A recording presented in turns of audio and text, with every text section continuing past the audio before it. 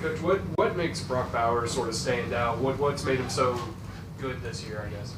He's a really good athlete, great body position in space, and he has a knack of without putting his body on a receiver, on a DB, when he's the receiver and getting it open, and they do a good job getting in the ball. Really talented player and all, and he's a good blocker too. Like he gets him, and he'll turn the guy, and they'll get some runs behind him. So, yeah, he's playing really good football. Are you surprised, or maybe surprised is not the right word, but just how rare is it to see a tight end come to the NFL have that much success during his first year? It is and it isn't.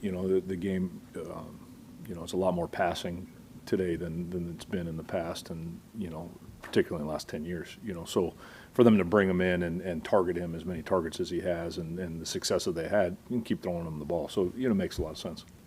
You spent a lot of time with Desmond last year. Yeah. I know it's still up in the air whether he or Aiden will start, but if it is Desmond, what does he really bring to the table you guys have to account for? We have to do a great job of keeping him in the pocket.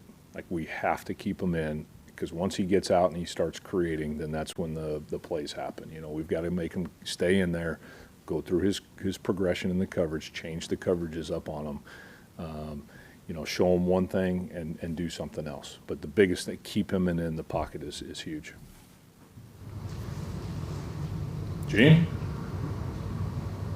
All right. All good? Wait, I have a question. Okay. Kind of you back off of what he said. How do you kind of game plan or scout when you have two different quarterbacks? Well, it is like we're preparing for what we saw with Ritter, the other night, which was a lot of gun run game and everything. And then if he doesn't go, then we better get ready for under center and play action and things like that. And so it's not two different offenses. It's just how the quarterback operates. And that's kind of the biggest thing is, look, we know Bowers, they're going to target him with both guys. So we have to take him away. We've got to do a really good job in them. And then keeping them in the pocket with Ritter. And then in the play action game, we've just got to do a good job of playing shell defense and manipulating our coverages when they do get under center and throw a 2-man, 3-man routes down the field. And so that's what kind of, always focusing on us.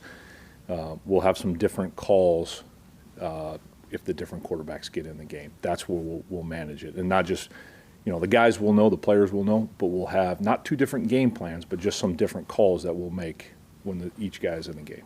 So that's how we'll manage this game. When you reviewed the tape from Sunday, yeah, what accounted for the incredibly wide disparity between the first half and the second half, particularly with regard to Devontae Adams? How, it just, nothing one half and then exploding in the second half. Yeah, it's a good point. It is. A couple of things that, we were doing well in the first half. It didn't show up in the second half. Critical situation, cut a guy free that, make a better call there, put a guy in a, play cover 2, certain situations, that's really what happened, and guy's a good player. He got open a couple of times and, wish we could have called a couple better things and, played a little bit better. But, we didn't do anything differently on defense from the first half to the second half. It was the same calls. We really just tried to stay course. And, again, it's always about us and how we do. And we went in at halftime and, hey, guys, let's finish this thing. And it's he had a really good second half, and I hate to see that, Yeah, it was a phenomenal throw on the bomb up the middle. But leaving him wide open on the 41-yarder that set up the game winning. That, to me, what happened there? Is it just a total communication breakdown? Yeah, just, again, not going to get into the exact, everything. But, again, we could make a better call there and not put it on the player to, be in that situation and put those guys in cover 2 and pass all the mesh routes off and things like that, So, and then again, a couple times, just, again, getting a little bit more, calling a blitz up the middle, getting some more pressure, get the ball out of Rodgers' hands so he doesn't find him as easy, a couple of those times that could have helped too. So again, everything comes back on me and we've got to put the guys in a better situation, make those plays.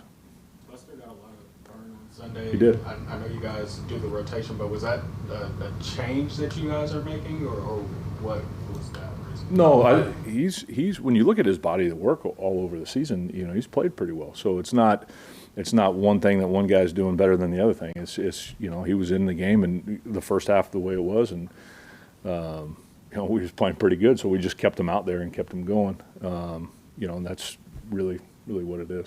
And then Doug has mentioned Trey Prince as a guy that he wants to see more from these last few weeks. Just how do you think he will do in the rotation, and what would you like to see from Sure. young guys? Sticky coverage, you know, with a guy he's got great speed.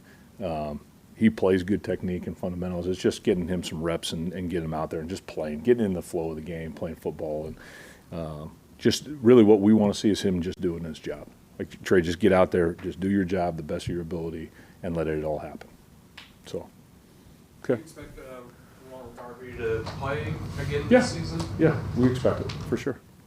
Yeah. Okay. Thanks, guys.